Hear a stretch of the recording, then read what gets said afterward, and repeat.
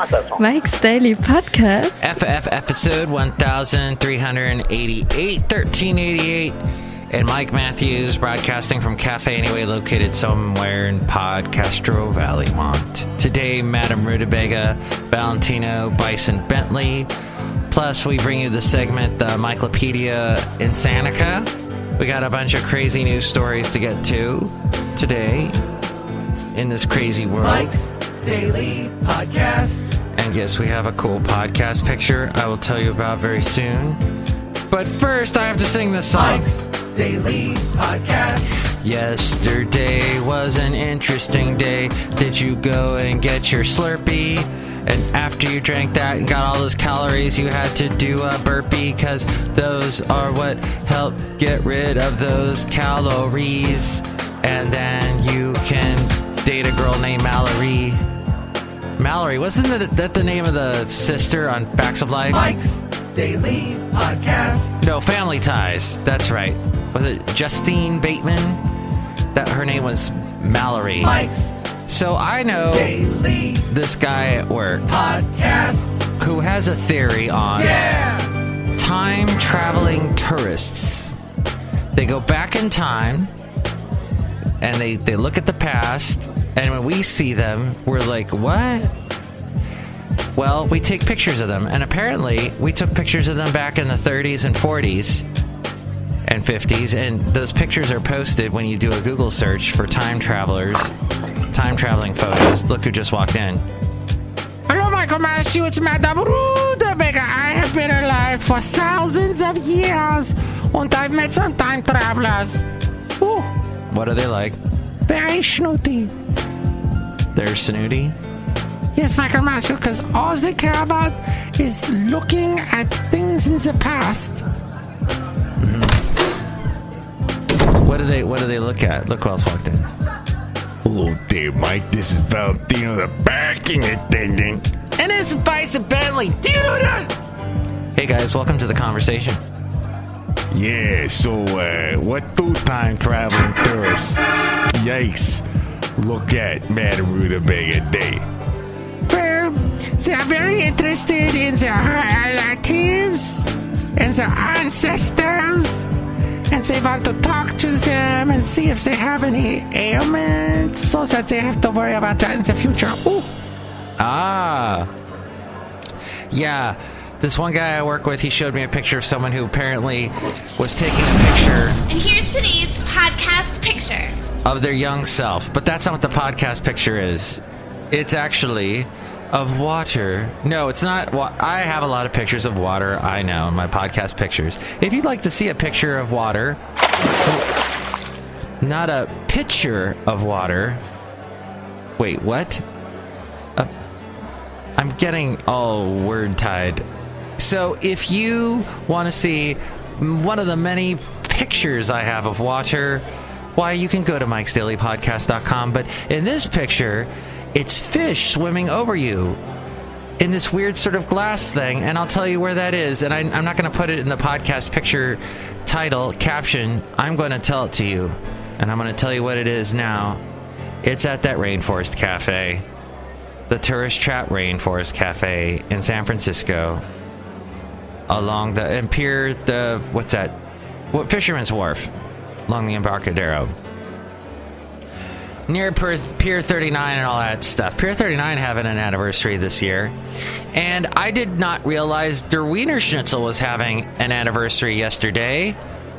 They were doing, well, I guess they were celebrating their 56-year anniversary, and they were selling hot dogs for 56 cents yesterday, along with 7-Eleven doing their free Slurpees, and then they were selling hot dogs for $1. So I didn't know about you could have just eaten hot dogs all day yesterday. I ended up just getting hot dogs at the 7-Eleven. I'd never had a hot dog there before, and why, their condiment section is pretty interesting, because you can go underneath, you can take your hot dog, put it underneath this machine, and press a button, and it spits out chili on top of it, and you press the other button, it spits out this nacho cheese, jalapeno cheese on it, and you can pretty much eat everything synthetic you would ever. I had the most synthetic lunch yesterday. It was crazy. And then I had a horrible headache because of my synthetic lunch. But you know what? We learned from our mistakes. Yesterday was also... Yesterday is the greatest day I've ever known. Yesterday, all my problems seem so far away. And yesterday was also some scrambled eggs. Because that's what the original lyrics were for that song, Scrambled Eggs. But yesterday was a day where the Bay Area smelled like everybody at the exact same moment slammed on their brakes. All at the same moment. It had that burnt brake smell all day yesterday. Well, from about the time I got home till at least 8 o'clock in the evening, I could smell it. It was weird. Everywhere I went in Podcaster Valley, I was also in a little bit of Hayward as well. I don't know what was causing that. I haven't found anything in the news about it yet. But that's neither here nor there or anywhere. Hey, the shows next week are going to be a little bit shorter. Just want you to know my schedule is changing up quite a bit. So at this moment, it is 5:58. So right at this second, I would usually next week have to wrap up the show. And I've been chit-chatting for maybe 5 minutes. But next week will be the shows will be a little bit shorter, but they'll still be just as awesome. Yeah, because we're all about being awesome here on Mike's Daily Podcast. Grabbing the football by the horns, running down the field, counting to 10. 2, 3, 4. That's about it. 5. Okay. MIKEs-DAILY-PODCAST.com. Podcast pictures help out the show through the Amazon link. Click on that and buy whatever it is you're going to buy, and that helps us out. That's also a PayPal as well. You can donate through the PayPal, and you'll become an Inglorious Mike's Daily Podcaster and get a special greeting from all the Cafe Anyway characters and a personalized MP3 for thee. And there's all the places you can listen to the show. I mean, you ever heard of Deezer? We're on Deezer.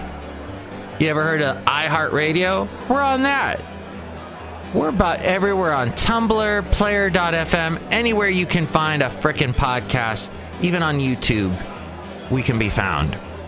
And you can also call me at 336-MM-DAILY if you have any comments, 336-MM-DAILY, or you can email me, mikesdailypodcast@gmail.com, and we will have all that information again at the end of the show, recited by the lovely Ariel. But let's get to the section of the show called The MIKELOPEDIA INSANICA. Awesome. Burger Master. Oh boy, the White House has been thrust into chaos after days of ever-worsening revelations about a meeting between Donald Trump Jr. and a lawyer characterized as representing the Russian government. This according to the Washington Post. As the president fumes against his enemies and senior aides, they all circling one another with suspicion. According to a top White House official and outside advisors, President Trump, who has been hidden from public view since returning last weekend from a divisive international summit, is enraged that the Russia cloud still hangs over his presidency and is exacerbated that his eldest son and namesake has become engulfed by it. The disclosure that Trump Jr. met with a Russian attorney, believing he would receive incriminating information about Hillary Clinton as part of the Kremlin's effort to boost his father's candidacy, has set back the administration's faltering agenda and rattled the senior leadership's team. Even supporters of Trump Jr., who believe he faces no legal repercussions, privately acknowledged Tuesday that the story is a public relations disaster for him as well as for the White House. One outside ally called it a Category 5 hurricane, while an outside advisor said a CNN graphic charting connections between the Trump team and Russians resembled the plot of the fictional Netflix series House of Cards. Even Vice President Pence sought to distance himself from the controversy with his spokesman, noting that Trump Jr.'s meeting occurred before Pence joined the ticket. This according to the Washington Post. Meanwhile, the Kremlin has never been in touch with the Russian lawyer Natalie Veselnitskaya. Veselnitskaya, who met a group of U.S. Associates of the President Donald Trump last year. That according to the Kremlin spokesman Dmitry Peskov today. We have already said we are absolutely unaware of this story. We have never been in contact with this lawyer. She has nothing to do whatsoever with us, Peskov said, probably with an accent, to a conference of reporters. This according to Reuters. We had a story about Reuters yesterday about the possibility that the White House had told, well, not the possibility, the fact that the White House had suggested to the head of Reuters they wanted him to criticize another reporter. So listen to the last show to hear more about that. But Trump's eldest son, Donald Trump Jr., eagerly agreed last year to meet a woman he was told was a Russian government lawyer who might have damaging info about Hillary Clinton as part of Moscow's official support for Donald Trump Sr. And that is why he loves Russia. I say it's better to get along with Russia than not. But either way, he won. I won. He won.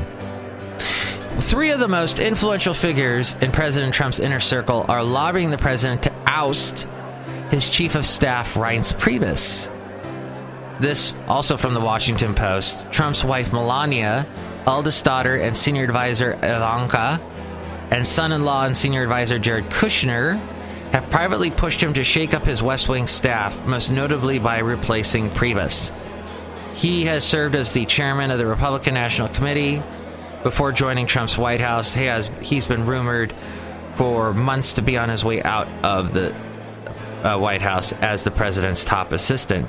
Deputy White House Press Secretary Lindsay Walters flatly denied that Priebus was on the chopping block, telling the Post that, quote, these sources have been consistently wrong about Reince, and they're still wrong today.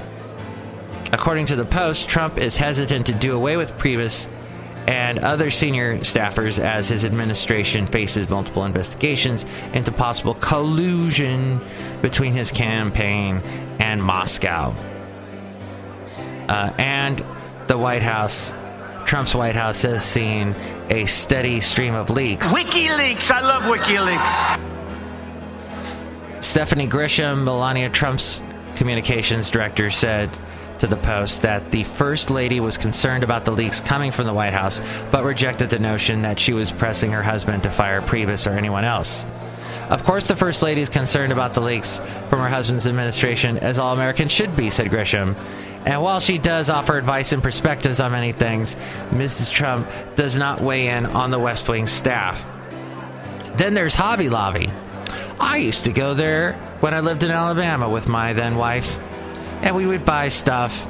We bought a lot of stuff from there, especially Christmas ornaments, which I still have. I got those in the divorce. Lucky me. Arts and crafts giant Hobby Lobby was pilloried last week after it agreed to forfeit $1.6 million worth of smuggled Iraqi antiques it bought in 2010 to promote passion for the Bible. Turns out that wasn't the first time the company illegally imported artifacts.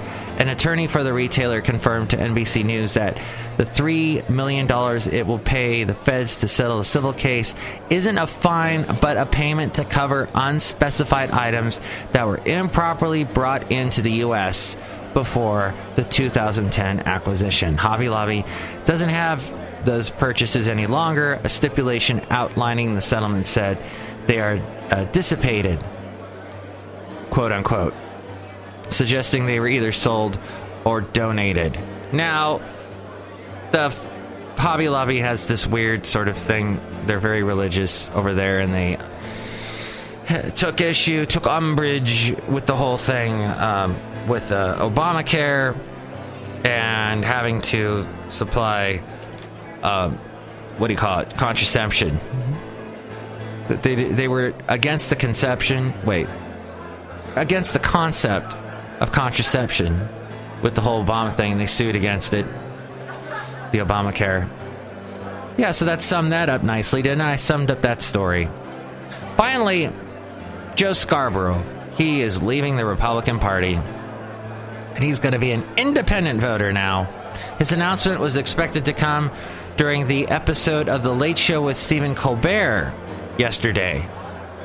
Scarborough and his Morning Joe co-host Mika Brzezinski have been friendly toward Donald Trump during the 2016 election, but have been increasingly critical of him since his inauguration.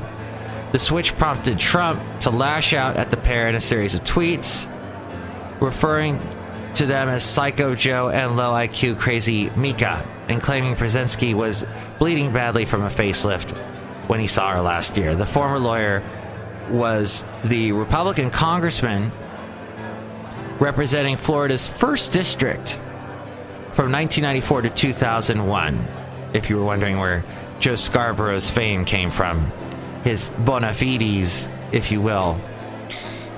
And finally, there's a panic going on at Apple because of the iPhone 8. They're working around the clock trying to fix software bugs affecting the next flagship iPhone, possibly called the iPhone 8. I've also heard it called the iPhone X, but they report this according to Fast Company and CNBC, mentioned several issues plaguing the new iPhone, which analysts have suggested may face delays, wireless charging, which would allow users to charge the battery without having to plug the phone in, and problems with a 3D sensor for facial recognition are at hand. The sensor may be used to help users unlock the phone.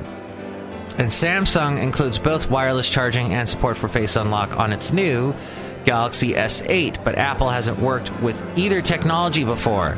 And Fast Company said that I used to subscribe to that magazine. I have some issues laying around the garage. They're probably so outdated by now, but Fast Company said there's a sense of panic among the team working to build the new iPhone and a fear it might not meet tight deadlines. Apple typically launches new iPhones in September for some reason, but some analysts have suggested that the flagship high-end model might not launch until October or November. As we go outside a cafe anyway, we're bringing Mike's Daily Podcast somewhere in Podcaster Valley. That is a long ways away. And I know the month of September is going to be a crazy month for me for various things, various issues. I still need to see if I need to go. If I still can get to Florida. It's hinging on a bunch of things.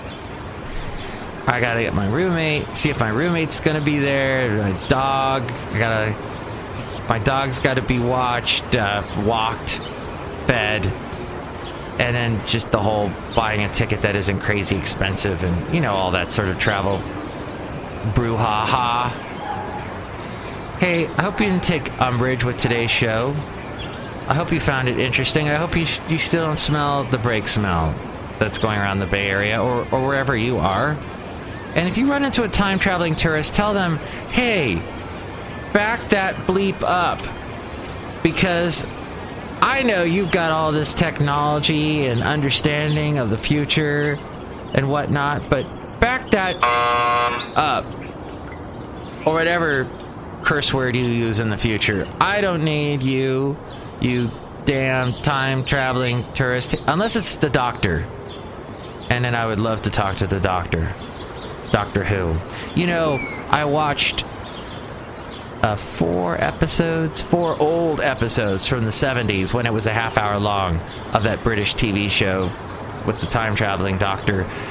And it was wonderful. Oh, the lousy special effects, but the storyline was great. When you watch the old shows, if you're a total Doctor Who fan like me, and you watch the old shows, the special effects, it's understood the special effects are going to suck. But you get into the whole story, and it's fun. It's a fun bit of sci-fi. I like that type of sci-fi. It's wonderful. And I watched several I will watch several more. I promise you that. Hey, have a great day. Mike's Daily Podcast is written and produced and performed by Mike Matthews. His podcast is super easy to find. Download or listen to his show and read his blog at MIKES-DAILY-PODCAST.com. Email Mike now at MIKES-DAILY-PODCAST at gmail.com. See you tomorrow. Bye.